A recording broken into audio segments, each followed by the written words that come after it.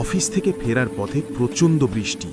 বিভৎস চেহারার একটা লোক রাস্তার ধারে তার দিকে অপলক দৃষ্টিতে তাকিয়ে।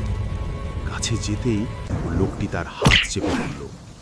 কোনো রকমে হাত ছাড়িয়ে সেখান থেকে সে পালালো। প্রচণ্ড বৃষ্টি থেকে বাঁচার জন্য কাছের লাফিং মিরার শোতে ঢুকে পড়ল। প্রথমটা বেশ ভালোই লাগছিল, কিন্তু শেষের আয়নাতে সে যা দেখল, এ কি বিভৎস আমার চেহারা! রাস্তার সেই লোকটার মতো। ভয়ে সেখান থেকে সে বাড়ি পালালো।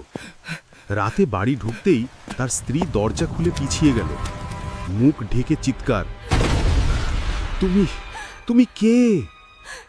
তার মুখটাও বিকৃত, বিভৎস, স্বাভাবিক নয়।